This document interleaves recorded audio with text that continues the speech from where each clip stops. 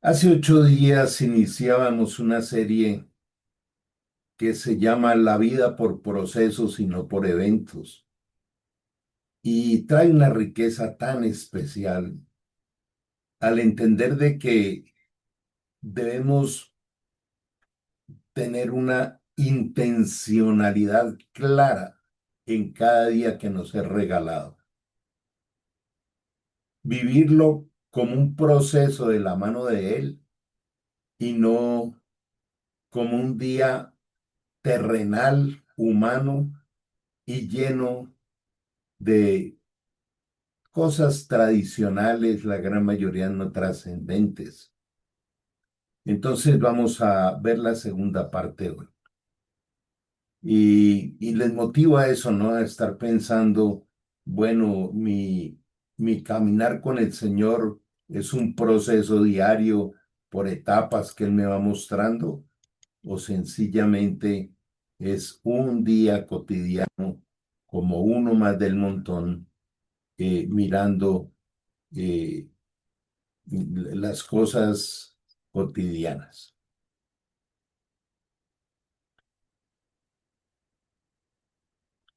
Bueno, somos el movimiento contra la corriente de los centros de formación y liderazgo CENFOL en el mundo, y la vida por procesos y no por eventos.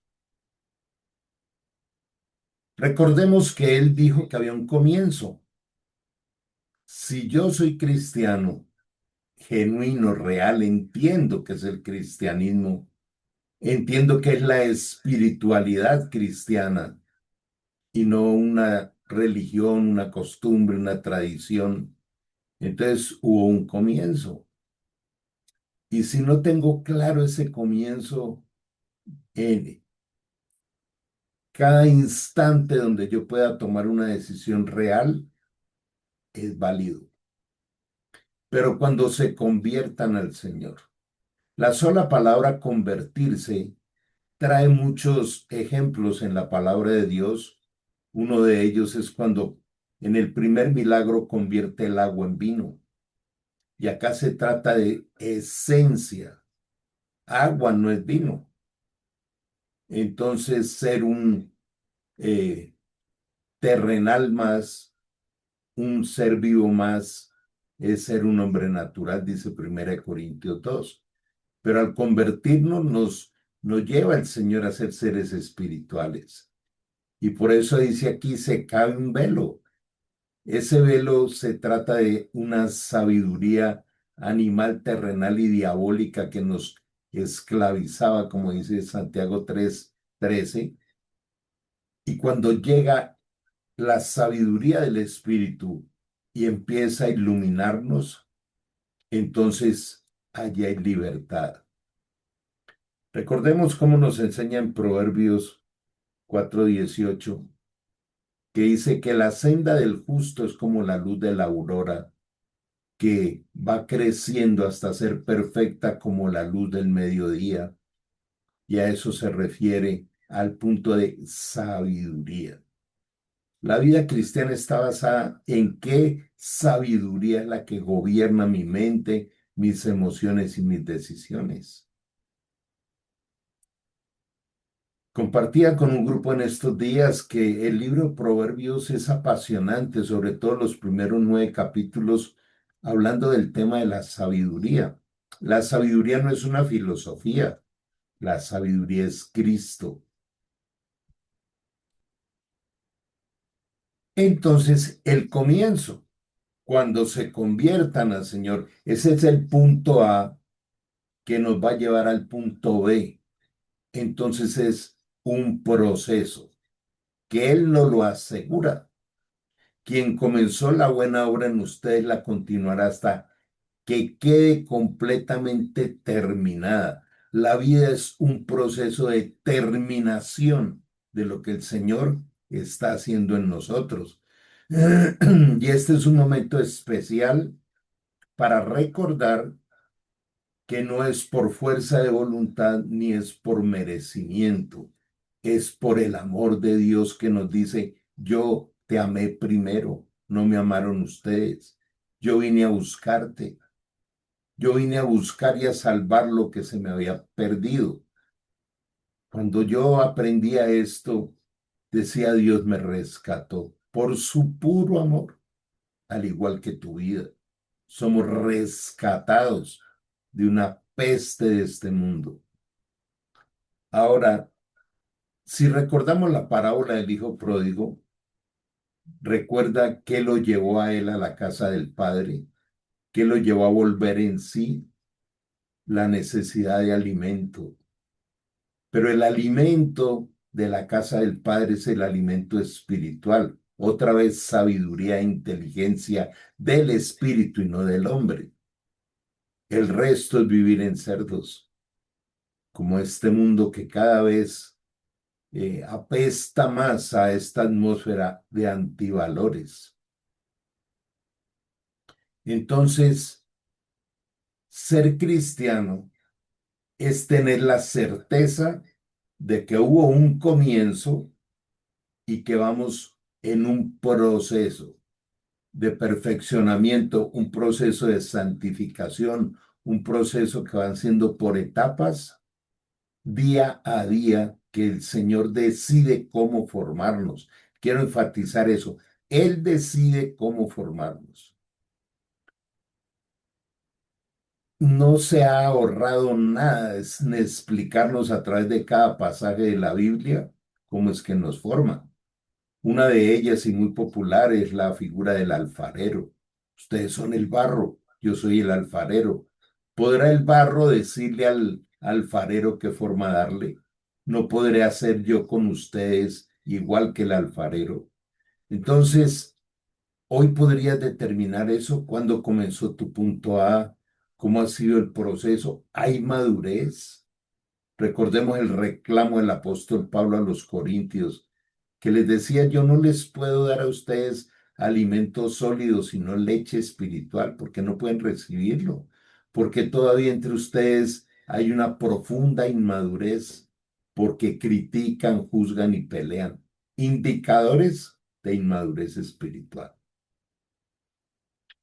Entonces, Jesús dijo: yo soy el camino, la verdad y la vida. Nadie viene al Padre si no es por mí. Entonces, ¿por qué no fijar hoy un punto de revisión de nuestro proceso cristiano? ¿Cuándo fue el día de la conversión, el día que se conviertan al Señor? Y ser cristiano, ¿qué significa? Si Cristo es una persona, ¿sabemos quién es? Él dijo: yo soy. Podemos encontrar cantidades de versiones de Cristo, pero debemos entender qué enseñó Él. Él dijo: yo soy tu camino, tu verdad y tu vida. Entonces, rápidamente vamos a ver que el camino es el puente hacia Dios. Yo soy el camino al Padre. Nadie puede venir al Padre si no es por mí. De alguna manera estaba diciendo: usted ya no vivirán más huérfanos. ¿Sabe qué es un huérfano? El que no tiene nadie quien le ayude, el que no tiene nadie quien lo ame, el que no tiene nadie quien lo proteja. Yo no concibo un cristiano diciendo: es que uno aquí solo, en esta soledad, eso ofende a Dios. No solo vino a rescatarnos, sino a prometernos de que va a terminar la obra. ¿Por qué nosotros estábamos separados de Dios por el pecado? Y Él nos reconcilió al pagar toda nuestra cuenta en la cruz. A través de esto nos da la revelación de la voluntad de Dios, que es buena, agradable y perfecta. Nos deja un modelo de vida y de santidad que no es en nuestras fuerzas, no es por un esfuerzo humano, es por la capacidad que nos da el Espíritu Santo. Y es la fuente de la salvación y de la vida eterna. Dijo que Él era la verdad porque es la persona que derrotó al tentador y al engañador. Recordemos que tenemos un enemigo y que Dios dice: ten cuidado con ese enemigo, sed sobrios porque vuestro adversario el diablo ¿Dónde está la guerra espiritual? En nuestra mente, a través de dos cosas, las tentaciones y los engaños. Si yo no vivo vigilante frente a lo que me va llegando cada día, que es un diseño de Dios espectacular, pero se filtra por allí las tentaciones y los engaños. Toda la escritura es inspirada por Dios. Entonces, la verdad es Cristo. Él dijo, yo soy la verdad. Y él inspiró. In quiere decir dentro y espíritu, espíritu para aquellos que se sientan y pretenden discutir con Dios la teología y la Biblia que fue escrita por hombres y otra serie de cosas que llaman necedad. Toda la escritura fue donde Dios cogió a cualquiera de los parroquianos de este mundo, sobre todo los que andábamos bien desordenados, porque Él dijo que lo haría.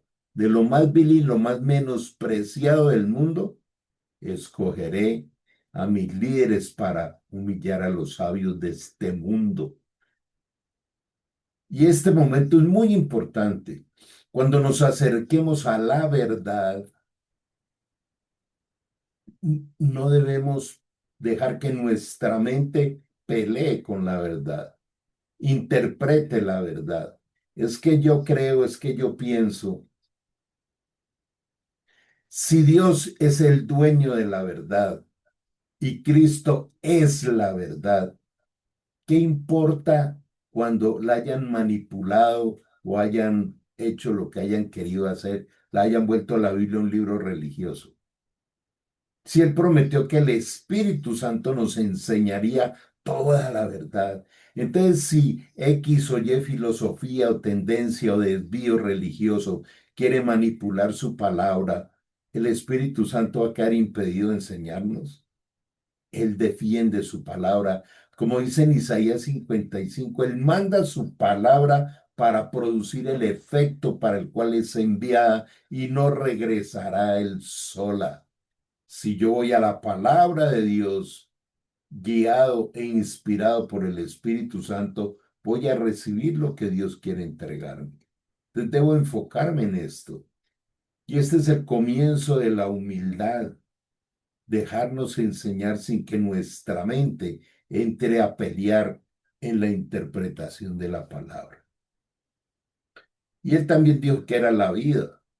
Dice, el ladrón no viene más a robar, matar y destruir. Hay un tentador, engañador, cuya intención siempre es destruir. El Señor dice en el comienzo de esta diapositiva, yo soy, pero también dijo, yo he venido. Son los dos elementos que necesita un cristiano. Yo soy, es con Él, es con Él la unión, la común unión, la unión de los dos espíritus. Y yo he venido para. El que tiene al Hijo tiene la vida, el que no tiene al Hijo no tiene la vida. Entonces, si Jesús vino a darnos una vida que no teníamos, recordamos cómo era esa vida que no teníamos y cómo es la vida que tenemos ahora. Cuando no teníamos la vida que trajo el Señor, vivíamos llenos de angustias, de miedos, de una cantidad de circunstancias complejas, con decisiones de desespero, soñando con el dinero o con los placeres de este mundo, en fin, pero todo eran riquezas visibles temporales. El Señor dice, les traje el reino, los he trasladado a la familia de mi amado Hijo. Es un traslado espiritual, donde empezamos a disfrutar de las riquezas eternas del reino. Tenemos que ir separando las cosas como Dios dice. El proceso de la vida es una forma de ir separando las cosas. Haz morir lo terrenal que hay en ti. Estamos en otra serie los domingos que se llama Muérete y vivirás. Aquel que quiera conservar su vida la perderá, pero el que pierda su vida por seguir al Señor para vida eterna la ganará. O sea, ¿cuál vida estamos viviendo? No podemos mezclarla. De verdad estamos viviendo en el Espíritu.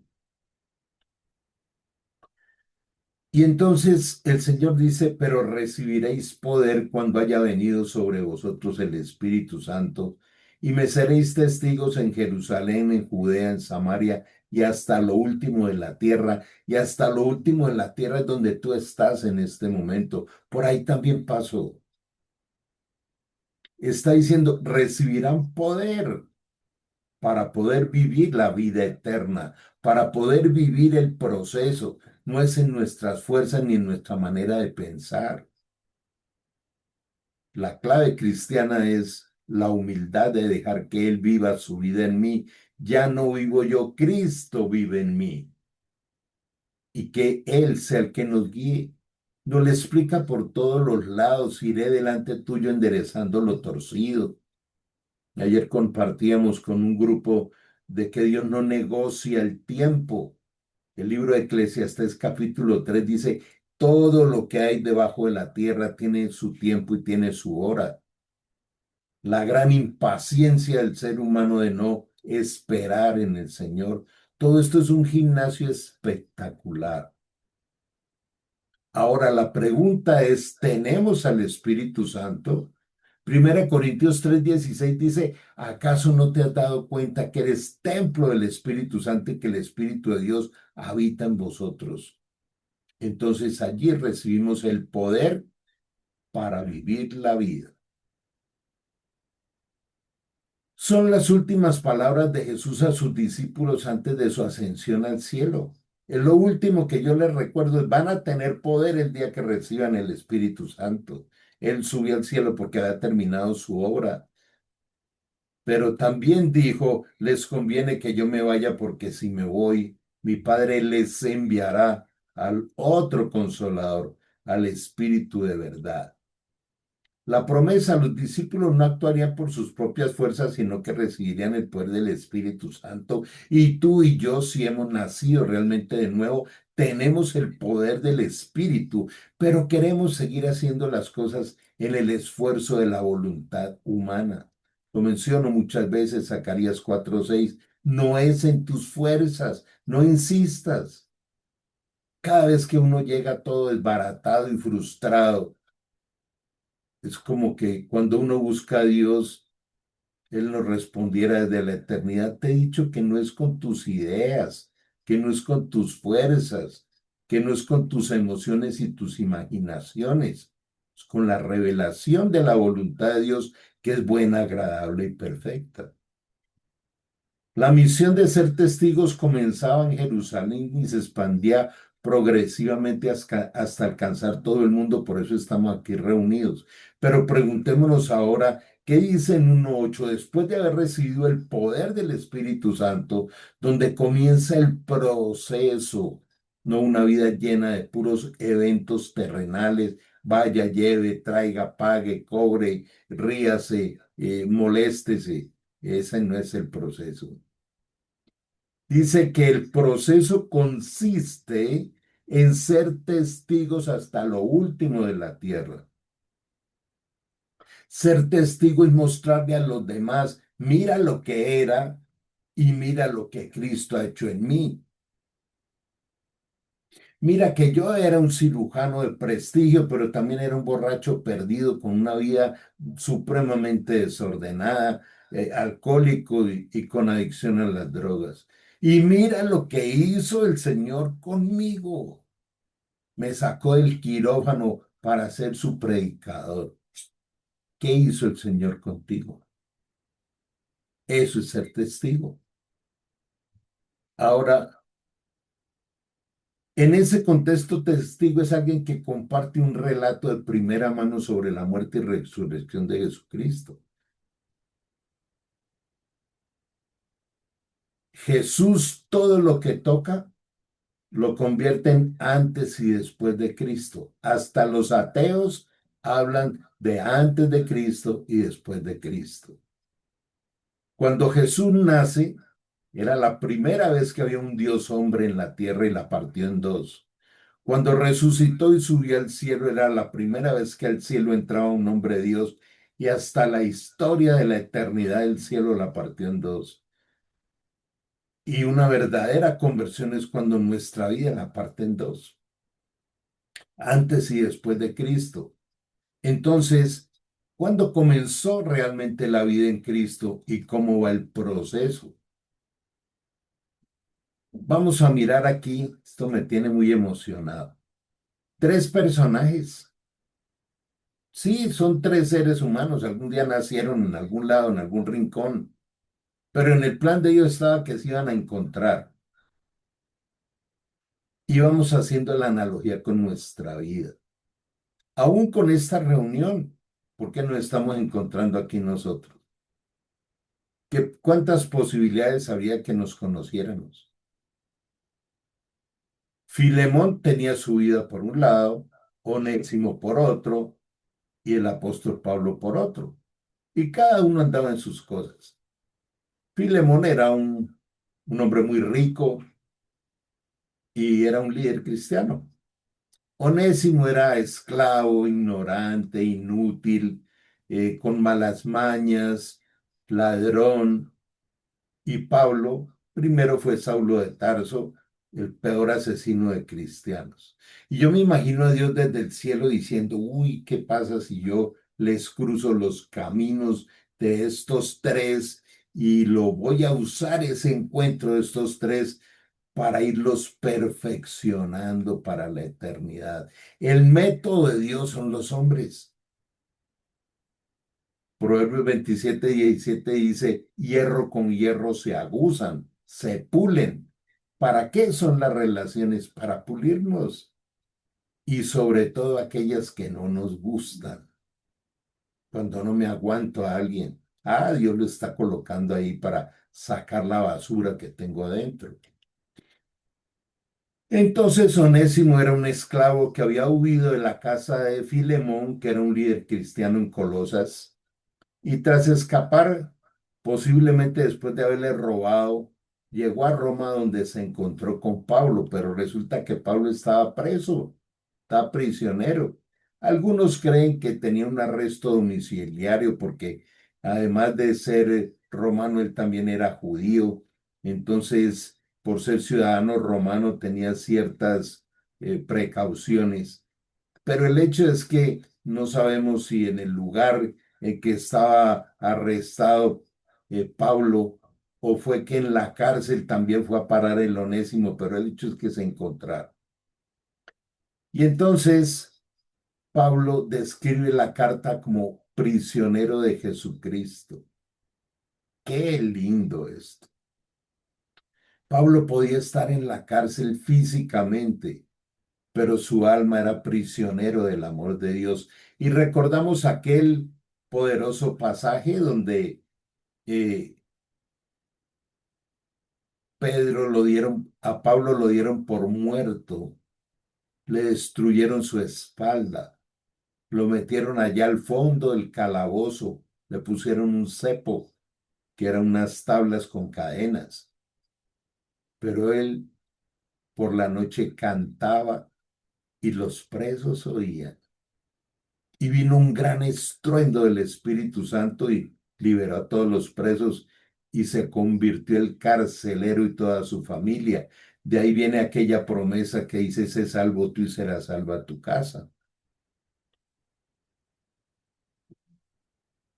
Entonces, fue durante este tiempo de encarcelamiento que Pablo le predicó a Onésimo.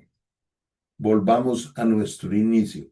Filemón, un líder cristiano en Colosas, y siempre estuvo mirando a su esclavo como inútil, me robó, esto y lo otro. O sea que aunque era líder, tenía áreas de inmadurez espiritual. Pero llegó a las manos de Pablo. ¿Y Pablo qué fue lo que dijo? Este Onésimo, ignorante, ladrón, prófugo, inútil y de todo esto, es un terreno fértil para que allí caiga el amor y la misericordia de Dios, y le predicó el Evangelio. Y cuando ese tiempo de encarcelamiento, Pablo lo llama afectuosamente mi hijo, que engendré en mis prisiones, refiriéndose a Onésimo, que se convirtió al cristianismo bajo su guía espiritual mientras estaba preso. No dijo ese vago ignorante, y empezó a sacarle todo el prontuario a Onésimo. Dijo, es mi hijo espiritual. ¿Cuántos hijos espirituales tiene Dios ahí esperando que nosotros vamos y le llevemos la luz del Evangelio? Y me seréis testigos en Jerusalén, Judea, Samaria y hasta lo último de la tierra. Pablo destaca que Onésimo, cuyo nombre significa que antes era el inútil, pero tras su conversión se había vuelto verdaderamente útil tanto para Pablo como para Filemón. Miremos cómo Dios empieza a triangular a estos tres seres humanos que cada uno se imaginaba que tenía un destino diferente. Muy probablemente Filemón no veía la hora de que lo capturaran para hacerlo meter a la cárcel y que le pagara lo que le había robado. Pero el apóstol Pablo, yo les invito a que eh, lean la carta a Filemón, es con Abdías los dos libros más pequeños de la Biblia, solo un capítulo. Y entonces eh, le manda esta carta donde Pablo le dice a Filemón, Onésimo es tan útil, es mi hijo, ahora es tu hermano en Cristo, que yo quisiera dejarlo para mí, pero te lo devuelvo porque te va a ser muy útil. Yo sé que te debe algunas cosas, pero aún tú, Filemón, también me debes a mí algunas cosas. Entonces lo de Onésimo ponlo a mi cuenta. Le pagó las deudas. Fue al rescate. Se dejó usar por el Señor para rescatar a Onésimo y para darle tremenda enseñanza a Filemón. Se van dando cuenta cómo en los procesos de la vida Dios cruza caminos. Yo debo tener muy en cuenta el para qué Dios me pone a otra persona enfrente. No es para juzgarla, señalarla, quejarme. La Biblia dice, no juzgues. No conoces la historia de nadie. No conoces la historia de su vida intrauterina. No conoces su infancia para que juzgues a alguien. Lo que debes llevar en vez de juicio es el amor transformador del Señor, aún a los peores zampones. Entonces finalmente Pablo envió a Onésimo de regreso a su antiguo amo, y que hoy conocemos como el libro de Filemón, pidiéndole que lo recibiera no como un esclavo fugitivo, sino como un hermano amado en la fe. ¿Usted se imagina qué pasa en el corazón de Filemón? Ese sinvergüenza, inútil, vago que me robó y que se escapó, que era mi esclavo. Ahorita tengo que recibirlo como mi hermano de la fe y sentarlo en el mismo comedor y abrazarlo y amarlo. Claro, eso es lo que quiere Jesús que hagamos. Por eso dice, si vienes a mi presencia y ahí recuerdas que tu hermano tiene algo contra ti, ve y reconcíliate primero. Qué hermoso y bello es ver a todos los hermanos juntos en armonía. ¿Cómo quiere Dios ver a sus hijos en armonía? ¿Cuándo se daña la armonía? Cuando el juicio humano comienza, la criticadera. La criticadera a cada líder, la criticadera a cada persona, la criticadera a cada ministerio. Dios, ¿acaso nos ha llamado a eso? Eso es una ofensa a Dios, porque Él dijo, yo edificaré mi iglesia. Y criticar a otro es criticar a Dios. En cambio, ver el milagro transformador de vidas es increíble. Yo quiero hoy testificar de lo que Dios hizo en mi vida, pero toda la gloria, el aplauso es para Él. Cuando el Señor me sacó del quirófano, me dijo lo mismo que a Pedro. Ven y te haré cirujano de almas, te haré pescador de hombres. Y ese llamado es el mismo que tienes tú hoy en tu vida, donde el Señor dice, hazte cargo de la delegación de reino que te estoy entregando y yo me haré cargo de tus cosas. Llevo 25 años sirviéndole al Señor, 26 ya. No estoy jubilado ni pensionado y no tengo sueldo. Y Dios todos los días me sorprende. La verdadera, la verdadera libertad financiera es diaria. Cuando abrimos los ojos ese día, está garantizado por el Señor.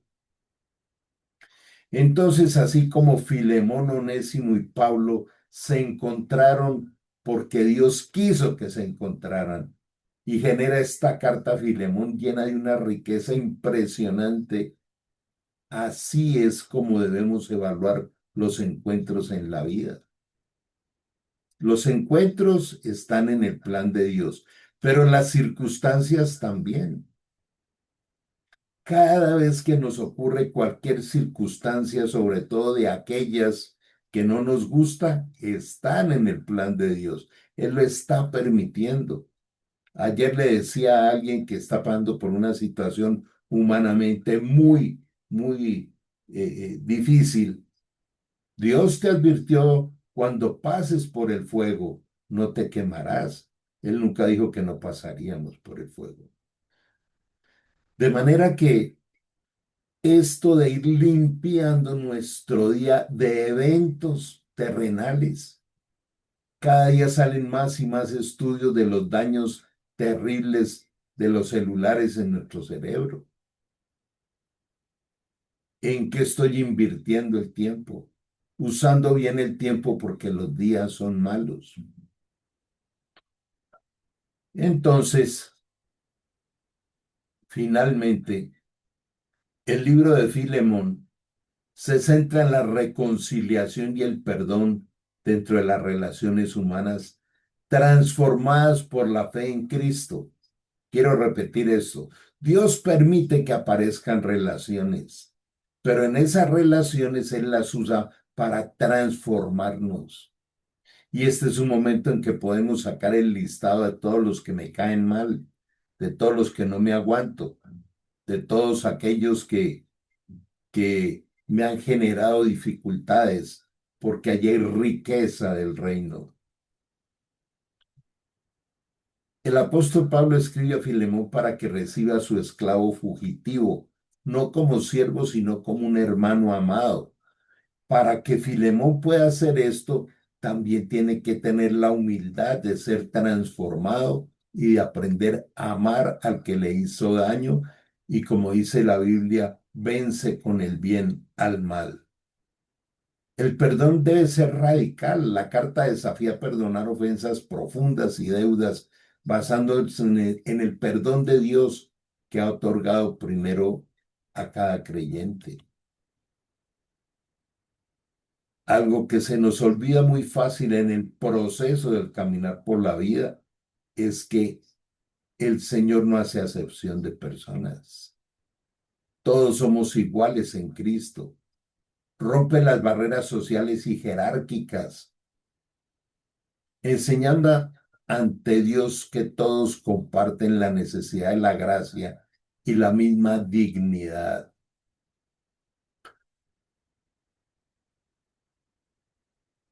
Creo que Dios me ha llevado a a poder enseñar con toda la libertad que los nombres de las denominaciones hacen más daño que beneficio. Alguna vez le dijeron a Mahatma Gandhi, ¿por qué no vienes al cristianismo? Y él le respondió, ¿a cuál? A los bautistas, a los pentecostales, a los jesuitas, a los... Partida en mil pedazos. Jesús viene por una sola iglesia y esa iglesia no tiene estructuras jerárquicas.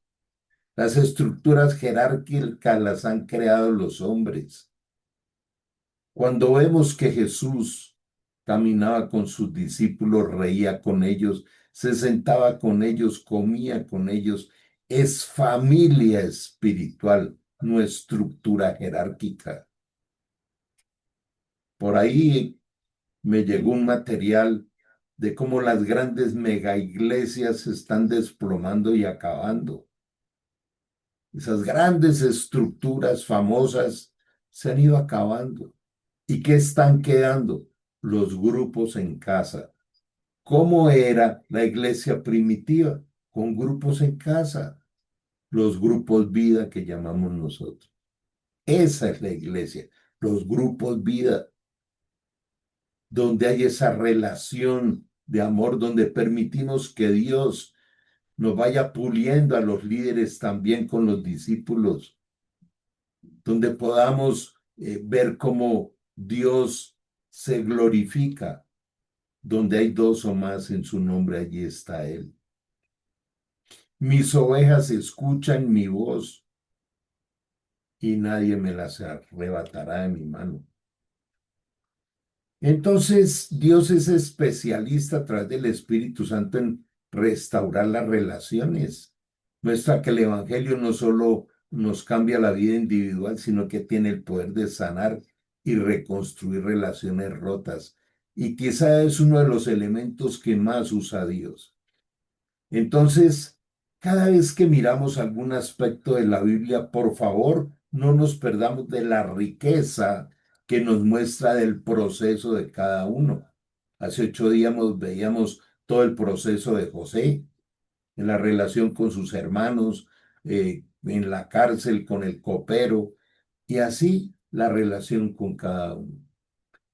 En las relaciones de los testimonios de la Biblia hay una profunda enseñanza en cada uno.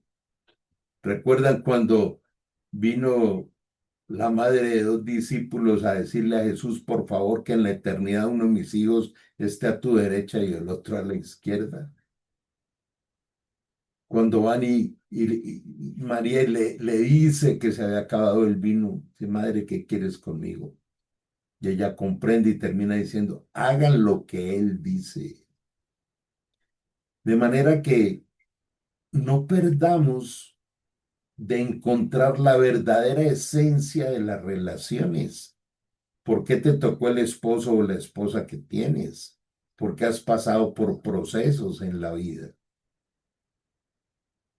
No podríamos llegar al perfeccionamiento y la santificación del alma si no fuera a través de los procesos. Pero perdemos tanto tiempo en los eventos cotidianos a los que Dios no nos ha mandado. Mediación y sacrificio. Pablo actúa como mediador, ofreciéndose incluso a pagar todas las deudas de Onésimo. Esto se aplica hoy al buscar que a veces necesitamos ayudar a otros a buscar la paz, aportándoles, ayudándoles. Dios vino a transformar nuestra identidad, paupérrima identidad humana, donde la identidad humana siempre está generalmente ligada al apellido, a la posición social o a la profesión. Pregúntale a alguien quién eres y lo primero que va a sacar es la profesión. No, soy docente, soy ama de casa, soy médico, soy abogado, soy obrero, soy... Uno no es profesión. Qué bueno hoy decir soy un hijo de Dios. transformado por el amor de Jesús.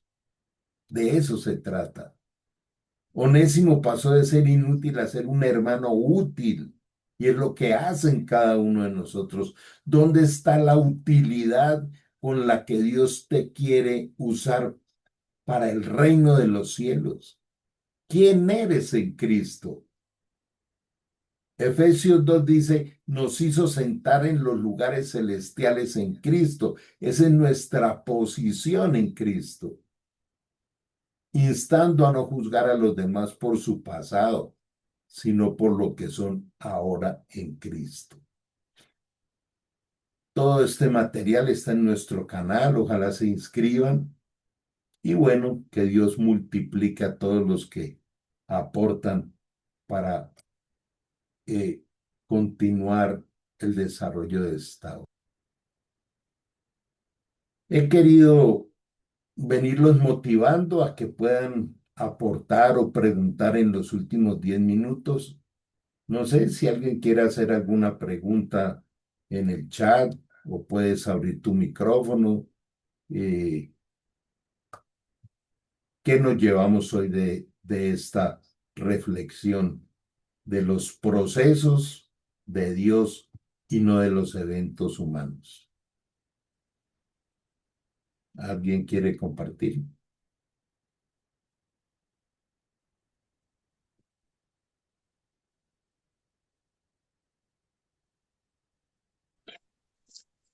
Hola, feliz día para todos. Carlos, ¿cómo estás? José Manuel, qué bueno verte. Pucha. Y al verte acordarme que un día el Señor cruzó nuestros caminos Sí, y de ahí sí, se han generado muchas definitivamente. cosas. Sí, toda Bienvenido, la José gloria sea para Manuel. Dios. Gracias por este maravilloso espacio, Carlos. Y, wow, Dios hablando a mi vida, definitivamente. Estaba viviendo un proceso con un hermano, una relación, y me llegó ayer el tema justamente después que le escribo, y le digo conscientemente, oye, mira, no estás haciendo las cosas correctamente, desde el amor. Y me llega tu información al chat, y yo le mencionaba, tenemos que vivir la vida por procesos y no por eventos. Pero ahora entrando a la conferencia, definitivamente el mensaje no era para él, el mensaje era para mí, porque mi esposa tiene una frase que dice que uno enseña lo que necesita aprender. Y entonces veo hoy que yo estaba enseñando algo que necesitaba aprender. Y verdad que te lo agradezco. Dios habla de manera sobrenatural, nos utiliza a cada uno de nosotros. Y creo que todos somos ese Filemón, que en algún momento fuimos inútiles para otros, pero somos útiles en las manos de Dios. Y definitivamente es el proceso. O sea, todos estamos viendo un proceso.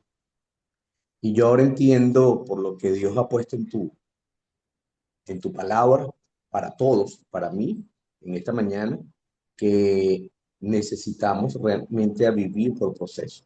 Y todo lo que estamos viviendo es por algo. Y la palabra lo dice. A los que amamos a Dios, todas las cosas pasan para bien, aun cuando no lo entendamos. Así que agradecido a Dios por tu vida, porque te utiliza de manera sobrenatural. Y una vez más, le doy gracias a Dios porque te haya puesto en mi camino. Tú en Colombia, yo en Venezuela, y Dios a través de la Fundación Sembradores de Valores nos ha conectado y para mí ha sido una gran bendición que valoro muchísimo. O sea, y mi vida te puedo decir con honestidad y a las personas que están acá presentes, mi vida es un antes y un después de conocerte. Y es un antes y un después de conocer a Cristo. Y tú eres parte de ese antes y después de conocer a Cristo. Así que gracias. Gracias, José Manuel. Y miremos esto. Filemón necesitaba ser transformado. y Dios le pone a un inútil, ladrón, vago, esclavo y de todo, porque era necesario que Onésimo llegara a la vida de Filemón. Pero Onésimo necesitaba encontrarse con Pablo para ser convertido al cristianismo. Y luego Dios usa a Pablo para transformar la vida de Filemón. Y eso es lo que hace. Ahorita que José Manuel refiere esto y todo es por la gloria del Señor. Cuando yo iba viajando al Congreso de Guatemala, donde yo no era cristiano, e hice escala en Panamá, se subió un señor y le tocó la silla de al lado, y era Jair Ríos, aquel gran líder venezolano que fundó Sembradores de Valores, el cual tú diriges ahora. Entonces, otra vez, ¿por qué Dios me puso a Jair allí en la mitad del viaje hacia Guatemala? Y él fue un gran líder para mi vida. Él fue de los que más me formó en compañía con Roosevelt. Y luego cuando él muere y queda Sembradores de Valores medio huérfano allí, viene otra vez y nos encontramos los dos para que el Señor empiece a hacer su proceso también en compañía de José Bejarano. Y entonces otro ejemplo más de cómo Dios va moviendo sus manos. Todo lo hace a través de otros hombres. Todo lo que Dios hace, lo hace a través de otros. Toda la Biblia está escrita de la obra de Dios a través de los humanos. Y cuando nosotros estamos en estos espacios, el punto es el siguiente con el que quizá nos pudiéramos ir bien motivados hoy. Jesús dijo, Padre, aquellos que del mundo me has dado, así como tú me enviaste, yo los envío a ellos. Cada uno de los que estamos aquí, si de verdad nos hemos convertido en verdaderos cristianos, tenemos la posta que nos entregó Jesús para seguir escribiendo la historia del reino de los cielos. En tu vida está esa delegación de Jesús. ¿Y cómo se escribe? A través de cada alma que se gane. No es con nuestra intencionalidad de convencer a otros porque no tenemos la capacidad, sino decirle como aquella expresión tan especial en la Biblia, heme aquí, envíame a mí. Aunque algunos dicen, heme aquí, envía a otro, pero no, ese no es el mensaje del Señor. Es que, heme aquí, envía a José Manuel. Yo no tengo tiempo ahora. La Biblia tiene un rinconcito que dice lo que cuesta seguir a Jesús. Bueno, entonces nos estaremos viendo el próximo